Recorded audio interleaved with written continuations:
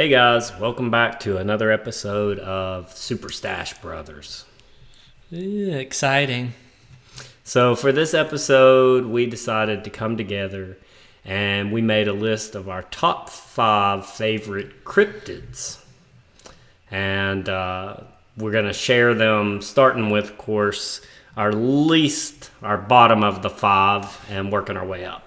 Definitely not least favorite because, I'm a sucker for cryptids of all kinds. But some are more interesting than others. So I guess I'll start with my number 5, and I might butcher this word because it is Japanese, so forgive me. The Nijin. So this is one I've just discovered recently, actually, and I really love the concept behind it. So basically, it's kind of like a mermaid alien hybrid that's been sighted around the Antarctic Ocean by Japanese whaling ships.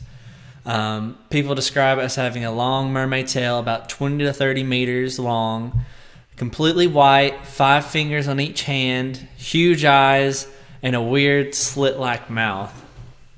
Not many people seem to interact with it, so is it malevolent, benevolent? We don't know. But a lot of the whalers thought that it might have been a submarine of some sort until they got really up close to it, and they saw that it was kind of like a mermaid, alien hybrid. And of course, most of these sightings happen at night, so you can't photograph it.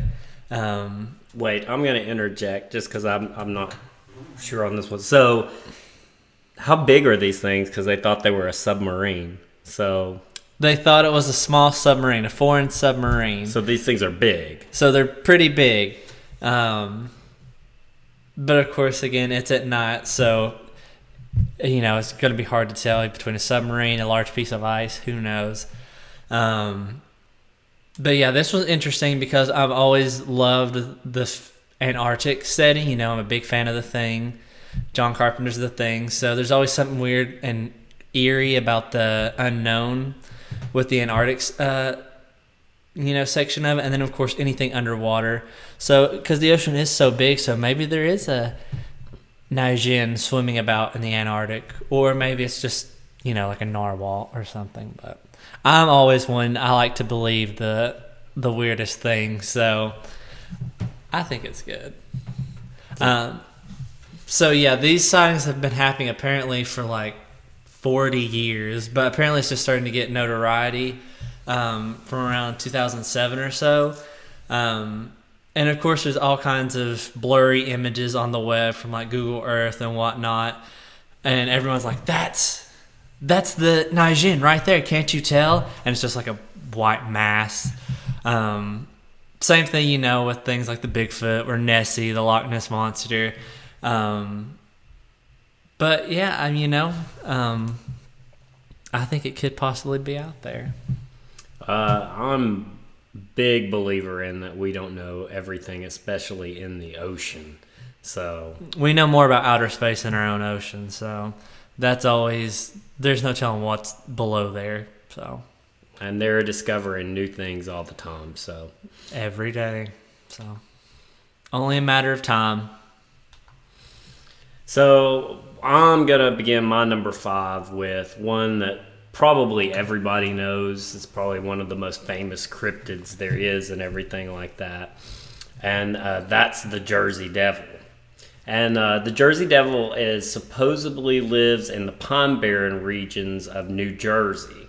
And according to the legend, the creature was the unwanted 13th son of one of the state's earliest settlers. Mother Leeds, who offered her son to the devil on his birth in 1735 because she had her husband, couldn't afford to raise another child.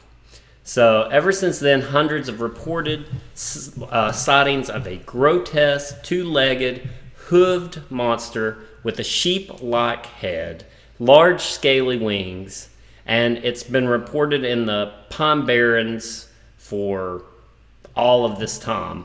But it really took off in 1909 when for a whole week in January, there was hundreds of supposed sightings of the New Jersey Devil across the state. And the coverage led to such widespread panic that schools were closed and workers were advised to stay at home. This is where you hear the famous where it actually walked across rooftops and left hoof prints and everything in the rooftops. The Jersey Devil, it's a cool story. Like if you actually read into the Pine Barrens themselves is this massive place. And even like the indigenous people of the area thought that it was kind of like cursed land and everything like that. So you're talking about a huge place. And I think it was like, now this is just from memory of this, I think Napoleon Bonaparte's brother supposedly shot a cannonball at the New Jersey Devil. It wouldn't surprise me.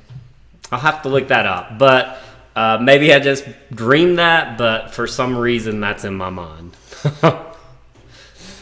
So my number 4 is a personal favorite, the Flatwoods Monster. This is a little known alien sighting, but of course if you've seen images of the Flatwoods Monster, what it supposedly looks like, you'll instantly recognize it. It's super iconic.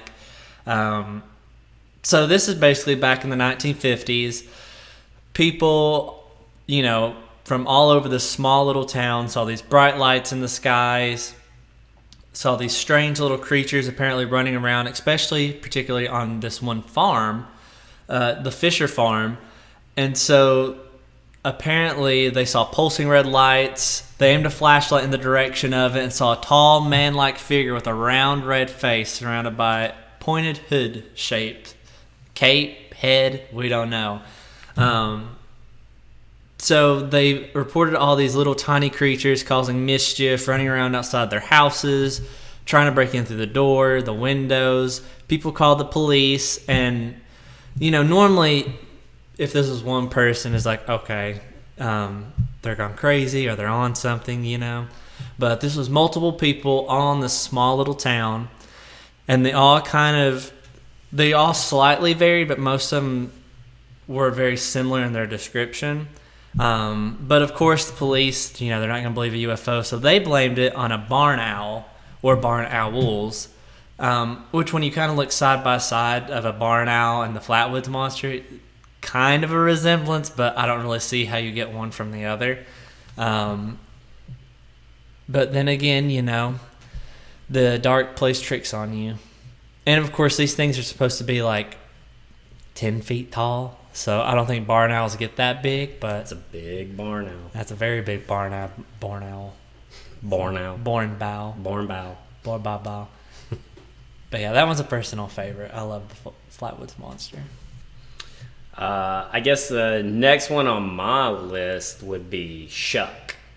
And the folklore is it's kind of a British folklore, but there's like folklore from all kinds of places that has giant black dogs. Giant black dogs is kind of one of those things. But Shuck is a mysterious dog that is supposed to haunt rural towns and villages across the country. The Shuck is a huge black hound said to dwell in East Anglia on the far eastern coast of England. It's probably most famous having apparently attacked a church in the village of Bungay, Suffolk, during a thunderstorm in 1577. According to the locals, while the villagers were sheltering from the storm of the church, inside the church, a huge black dog burst through the church door, killed a man and his son, pulling down one of the pillars that's supporting the church steeple, which collapsed, and then it fled the church. And as the Shuck ran out, it apparently left scorch marks on the wood of that church that can still be seen to this day. That's an old door. That's an old door, but one of the things that actually kind of I like about this one is normally everybody that sees a cryptid is like it's either a couple or a single person or no more than just like, a small group. This is supposedly a whole village that's like sheltering in this church, and this thing jumps in and attacks people. And so it's, you know, you've got a whole church that's supposed to be corroborating this story. Of course, the story is from 1577, and things can change in a little bit of time.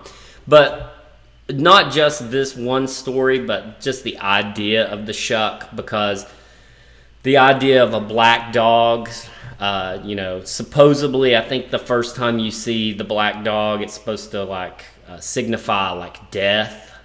And then maybe the second time it signifies like fortune. Maybe it's fortune, then death.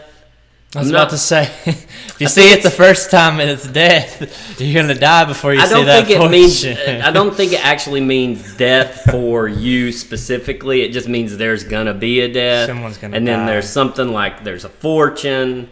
And then the third time you see it means you're going to die. Oh, okay. And it kind of goes into like, I mean, the story goes on because it's basically, you know, like the Grimm from Harry Potter. You know, you see it and it's going to bring misfortune and you're probably going to die. So it's the cool thing I like about cryptids and folklore in general is that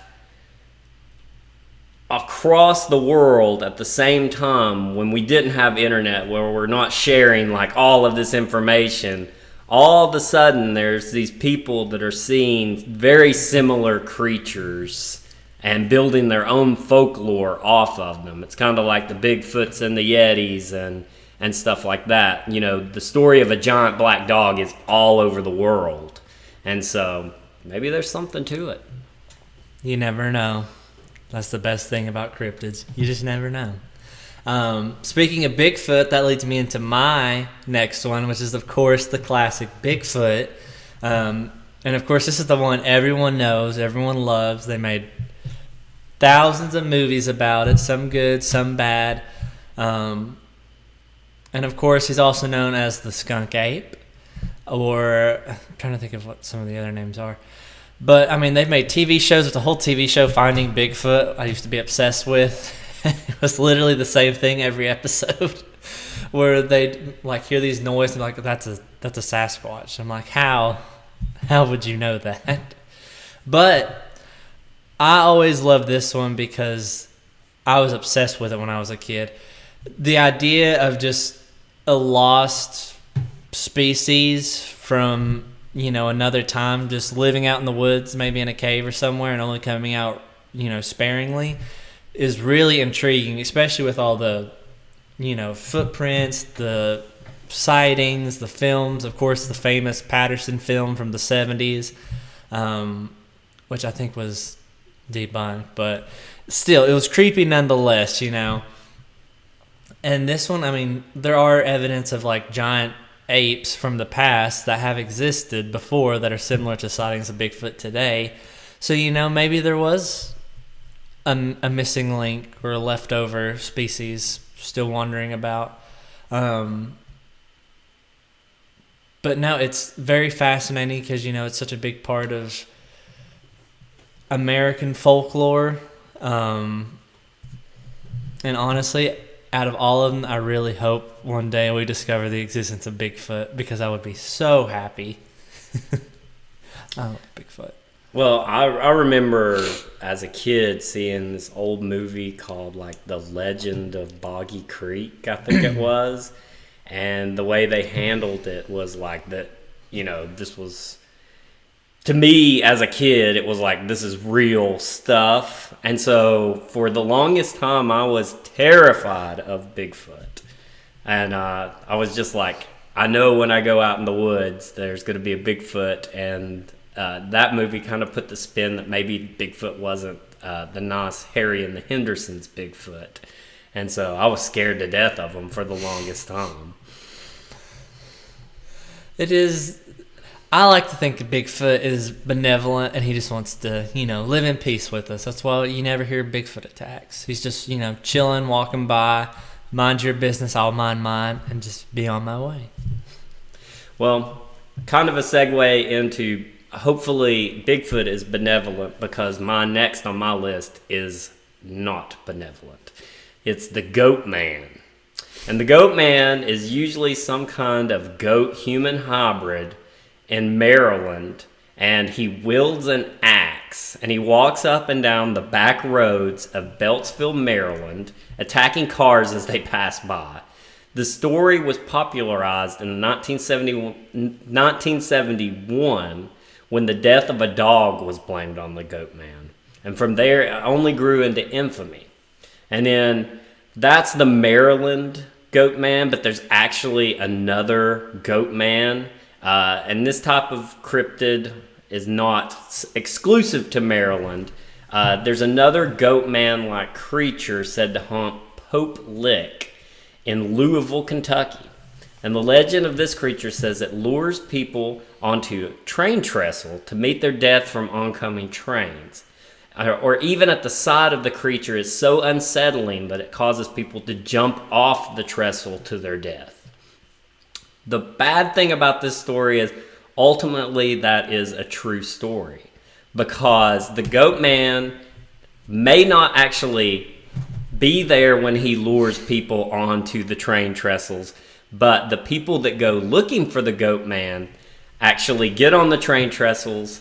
And there was actually a couple of years ago a 23-year-old woman that went with her boyfriend to go look for the goat man, and she died on the train trestles because they were out there looking for the goat man. So technically, he actually did lure someone to their death. That's an interesting cryptid, because normally you don't get that. Someone's actually died from it. You know, maybe that's what they mean by the... Mark 1 for the goat man. The goat man, that's how he lures them, his legend. It's kind of like Candyman. That's how he survives, person to person, telling his story. I like that, actually. That's an interesting way. Mine, keeping with the theme of animal-human hybrids, my next one is the Bunny Man of Fairfax County, Virginia. This one's a little bit more of maybe urban legend than actual cryptid, but at the same time, it fits that category of we don't actually know. So this is based off mainly two accounts that happened in the 70s, the early 70s. Basically, the first is this couple. They were in the woods near this tunnel, or overpass, I think that's what it technically is. You know, typical lover's lane. They're there, they're alone, getting intimate, and all of a sudden, the driver's side window gets smashed out with a hatchet. And when they look out, they see a man dressed as a bunny rabbit telling them to get off his property before he cuts their heads off. But the thing is, this property was abandoned. No one owned it. It's been abandoned for years. So thankfully they managed to start the car and they drove off. But there was evidence. I mean, their window was smashed and the guy actually had dropped the hatchet in the car with them. And so there was physical evidence. They didn't make this up. This happened. And then I think 2 weeks later, a security guard was doing his rounds, and there's an abandoned house on the property, and he saw a man in a bunny suit just standing on the porch sawing away at one of the pillars. So the bunny man saw him, again, threatened to cut his head off, and then chases the officer through the woods. So, I mean, even if he's not really, a hybrid of a rabbit and a man, that's scary to think about. You're walking alone at night and you see a man dressed in a giant bunny suit coming at you with a hatchet. But of course they never caught the guy, or even if the two incidents were related, which they probably were. That sort of started the legend though, and eventually it morphed into he was this escaped lunatic from a nearby asylum. And near this abandoned property is this overpass, and it's become known as the Bunny Man Bridge. And in recent years, it started to pick up steam, actually, and a lot of people every Halloween go there to hopefully get a glimpse of the Bunny Man, who supposedly walks the tunnel at night. And if you're there at the right time, you can see him and he'll attack you. This led, I think, 2 or 3 years ago, they were turning people away because there was a 4-hour traffic jam caused by people waiting to get to the Bunny Man Bridge. So they think that he was a serial killer, who's been uncaught. He's responsible for all these unsolved murders or disappearances, mutilations, and they think maybe he died around the 70s and now his ghost haunts it and his ghost continues the killings. And so every Halloween he comes back to try and lure more victims to their death. So it's a man in a bunny suit. Is that technically a cryptid? Well, that's the thing we don't know. Is it a man in a bunny suit or was it an actual man-bunny hybrid? That's the thing. That's what I'd like to know, because I'm about ready to scratch him off this list if he's just in a bunny suit. He's not in a bunny suit. It's the bunny man. Well, my next one is pretty famous, and that is the Yeti, or the abominable snowman. And it's a mysterious bipedal creature said to live in the mountains of Asia. And it leaves tracks in the snow, and it's supposed to dwell in the Himalayan snow line. It's supposed to be muscular, covered in white or dark grayish to reddish brown hair, and weigh about 200 to 400 pounds, but it's a lot smaller than our Bigfoot over here at only 6 feet. Sounds like my grandpa. It sounds like my grandpa. It actually sounds like me in a few years. So I guess my thing is I just always I'm a big like snow and mountains. Like snowy mountains are scary anyway and stuff like that. I love snowboarding and everything like that, but when you're in those type of conditions, anything can go wrong. And so the idea of a monster living out in the snow and everything like that is creepy to me, and it just makes me kind of, I'm like, I would like to see a Yeti proven. And actually there's like little things on the internet where they say they've actually got footage of a Yeti now and stuff like that. And I believe the Indian government or the Indian military actually says they've got proof of a Yeti.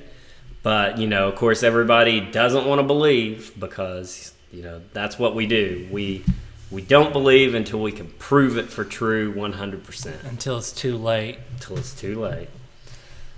So my number one, of course, this is one that's very near and dear to my heart, and that is the Mothman of Pleasant Point, West Virginia.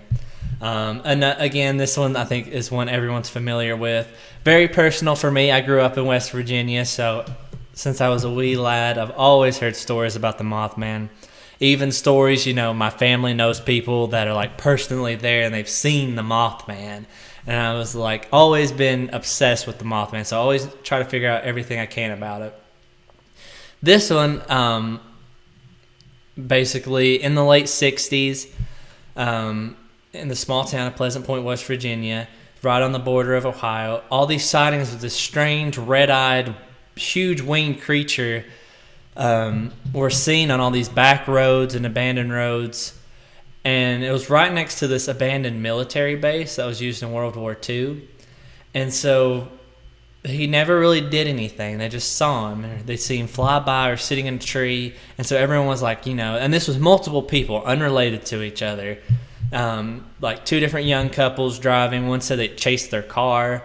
A bunch of, you know, good old hunting rednecks saw it. So all these unrelated people in the span of like 2 months, or no, a month, you know, saw the same and described the same thing. And of course, they chalked it up, I think, again, to maybe an owl or some sort of, you know, creature of the night.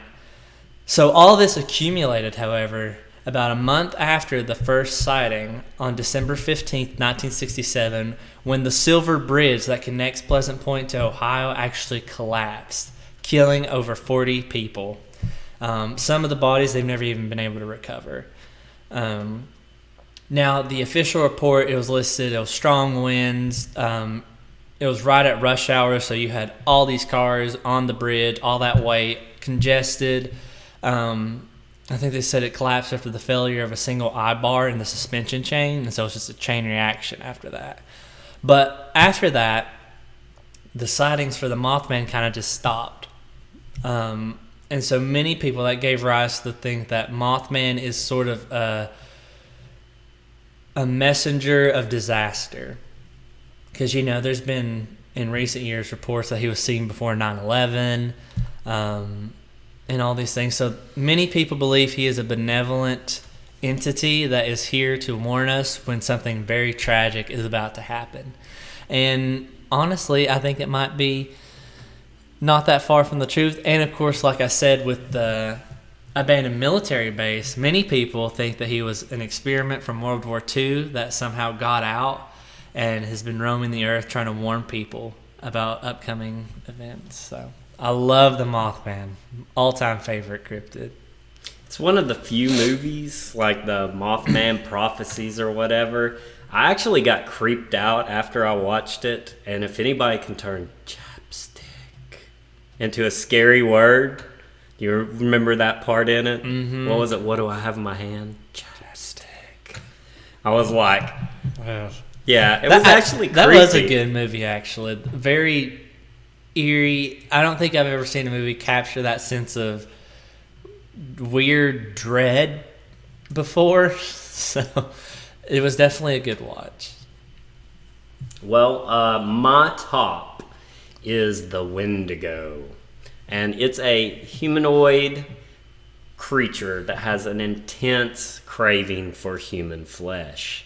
It's usually described as a tall, emaciated, with skin stretched tight over its bones. Sightings are occasionally reported, and even in white populations in areas where Wendigo myth is strong. Local legend says to say its name out loud, lest you risk. Don't say its name out loud, lest you risk the call of the Wendigo.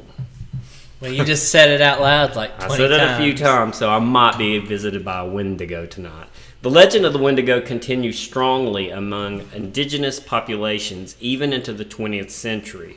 One famous case involves a Cree Wendigo hunter named Jack Fiddler, who was arrested and put on trial for killing people he claimed were either Wendigos or about to become them. Some of these were euthanized on request of supposed Wendigo families or the people themselves, while others, he claimed, were sent against his people by enemies. The Wendigo actually is kind of set apart from all other cryptids in one way. There's verifiable existence that a Wendigo exists, in a manner of speaking.